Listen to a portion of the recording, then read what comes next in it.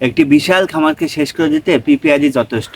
পিপিআরের virus এতটা মরণঘাতী যেটা আপনার ছাগলের খামার বা আমার যে খামারে লাগুক না কেন পুরো খামারটাকে শেষ করে দেয়। এর প্রতিকার একটাই, বছরে 2 বার টিকা দিতে হয় এই ভাইরাসের জন্য।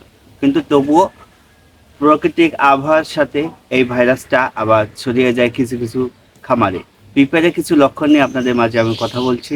প্রথম যে লক্ষণটা থাকে সেটা হচ্ছে উচ্চ জ্বর। 104 থেকে 106 মাত্রায় জ্বর আসে, যার ফলে ছাগল এক জায়গায় চুপ করে বসে থাকে, ঝিম মেরে থাকে।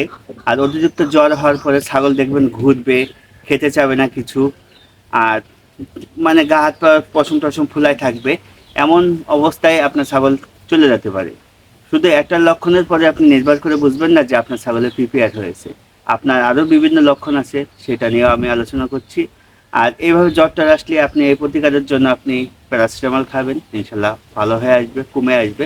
তবে আপনি মেপে নেবেন আগে যে আপনার ছাগলের কত মাত্রায় জ্বর আসছে। 102 থেকে 3 মাত্রায় থাকলে কোনো সমস্যা হয় না, কিন্তু 3-এর ক্রস করে যে 4, 5, 6, 7 এরকম চলে যায়, তখন আপনি বুঝতে পারবেন যে আপনার ছাগলের কোনো ভাইরাস জনিত রোগে আক্রান্ত হয়ে গেছে। দ্বিতীয় নম্বর যে লক্ষণটা সেটা হচ্ছে নাক মুখ দিয়ে তরল পদার্থ পড়বে, সর্দি, যার ফলে ছাগলে বোঝা যাবে যে এটা পিপিআরের দিকে একটা লক্ষণ যাচ্ছে। ঠান্ডা লাগবে, নাক দিয়ে তরল পদার্থ পানি পানি, কিছুদিন পরবে 2-1 দিন, তারপরে আস্তে আস্তে সেই তরল পদার্থটা শুকায় আসবে, শুকায় এসে নাকে জমে যাবে, তখন তার শ্বাসকষ্ট শুরু হয়ে যাবে।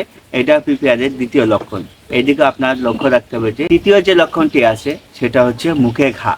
ছাগলের মুখে ঘা, এমনিতে ঘা হবে, চাউলি দিয়ে জিভে ঘা হবে, তারপরে উপরে গালছি, দাঁতে কিছু খেতে চাবে না, খেতে দিলে ভালো কিছু খেতে দিলে খেতে চাবে না। তখন বুঝতে পারবেন যে আপনার ছাগলটি পিপিআরে বা কোনো ভাইরাস জনিত রোগে আক্রান্ত হয়ে যেতে পারে। 4 নম্বর যে লক্ষণটি থাকে সেটা হচ্ছে ছাগলের প্রচুর পাতলা পায়খানা বা ডায়রিয়া হয়। ছাগল মানে যে পায়খানাটা করে সেটা প্রচুর দুর্গন্ধযুক্ত হয়, পেট ফুলে থাকে, কিছু খেতে চায় না, পেট ফুলে থাকলে তো কিছু খাবে না। এই লক্ষণটা দেখলে আপনি বুঝতে পারবেন যে আপনার ছাগলটা পিপিআর এর লক্ষণের দিকে চলে গেছে। 5 নম্বরে যে লক্ষণটি থাকে সেটা হচ্ছে শ্বাসকষ্ট এবং কাশি। এই ধরনের মানে ছাগল খাচ্ছে, খাওয়া দাওয়া খুব খুব করে কাশছে, নাক দিয়ে সর্দি পড়ছে, এই ধরনের লক্ষণগুলো দেখলে আপনি বুঝতে পারবেন যে আপনার ছাগলের পিপিআর রোগের দিকে আক্রান্ত হয়েছে। তাহলে আপনার প্রথম ছাগলের যে সমস্যাটা হবে জ্বর, দ্বিতীয় সমস্যাটা হবে মুখে ঘা, তৃতীয় যে সমস্যা হবে ছাগল চুপ করে এক জায়গায় জিভ মেরে থাকবে এবং নাক দিয়ে সর্দি পড়তে থাকবে, চতুর্থ যে সমস্যা সেটা হচ্ছে ছাগলের পাতলা পায়খানা বা ডায়রিয়া হয়ে যেতে পারে, পঞ্চম সমস্যা ছাগল প্রচুর পরিমাণে কাশি হবে এবং সর্দি, ঠান্ডা যুক্ত মানে ঠান্ডা লাগবে। এই ধরনের লক্ষণগুলো দেখলে আপনি বুঝতে পারবেন যে আপনার ছাগল পিপিআর রোগে আক্রান্ত। আর এই রোগের থেকে আপনি পরিত্রাণ পাওয়ার জন্য আপনার নিকটবর্তী কোনো হসপিটালে, প্রাণী সম্পদ হসপিটালে যে ডাক্তারের সাথে পরামর্শ করবেন। পিপিআর কিন্তু একটা ভাইরাসজনিত রোগ। এই রোগের কিন্তু মূলত কোনো চিকিৎসা নেই।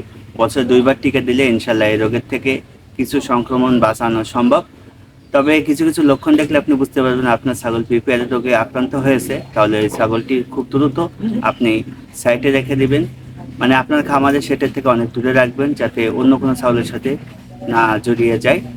আর এইভাবে যদি আপনি লক্ষণগুলো দেখেন, অবশ্যই আপনি ডাক্তারের সাথে পরামর্শ করবেন, এবং যে ছাগলটি এই রোগে আক্রান্ত হয়েছে আপনার মনে হচ্ছে ওই ছাগলটি অবশ্যই আপনি সাইডে রাখবেন। আমি আজকে আপনাদের মাঝে আলোচনা করলাম লক্ষণ নিয়ে। ইনশাল্লাহ দ্বিতীয় ধাপে আপনাদের মাঝে আলোচনা করব এর পরিত্রাণ কীভাবে পাবেন, বা এই রোগ হলে আপনি কি করণীয় সেটা নিয়ে আলোচনা করব। আশা করি সবাই নেক্সট ভিডিওটি দেখবেন। ভালো থাকবেন, সুস্থ থাকবেন। আসসালামু আলাইকুম।